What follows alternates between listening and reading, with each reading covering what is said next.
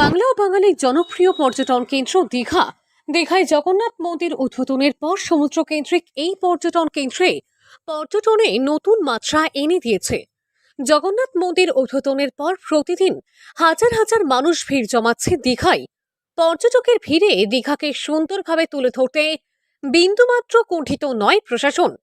কিন্তু তারপরও দীঘা পর্যটন কেন্দ্র জুড়ে সৌন্দর্য বিপর্যয়ের মুখে।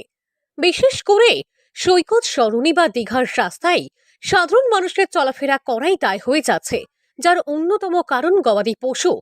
দীঘার রাস্তা বা সৈকত সরণি জুড়ে চড়ে বেড়াচ্ছে গরু, আর তাতেই পরিবেশ নোংরা হচ্ছে। তেমনি অনেক সময় পর্যটকদের বিপত্তির মুখে পড়তে হচ্ছে বলে অভিযোগ। তাই এবার বিশেষ পদক্ষেপ করল প্রশাসন। পর্যটকদের অভিযোগ, স্থানীয় কয়েকজন বাসিন্দা নিজেদের গরু রাতের অন্ধকারে রাস্তায় ছেড়ে দেয়। এর ফলে সন্ধ্যার সময় সৈকত সরণি বা দীঘার রাস্তায় চলাচল করতে অনেক সময় বিপত্তির মুখে পড়তে হয় পর্যটকদেরকে। অভিযোগ, গরু চড়ে বেড়ানোর ফলে সমুদ্র সৈকত শহর নোংরা হচ্ছে, ফলে পর্যটন কেন্দ্রের পরিবেশ নষ্ট হচ্ছে, সাধারণ মানুষের চলাচলের অযোগ্য হচ্ছে এলাকা। আর এই অভিযোগ পাওয়ার পরেই নড়েচড়ে বসল প্রশাসন। তাজপুর থেকে ওল্ড দীঘা, নিউ দীঘা সহ ওড়িশা বর্ডার পর্যন্ত বিশেষ নজরদারি চালানো হচ্ছে বলেই খবর।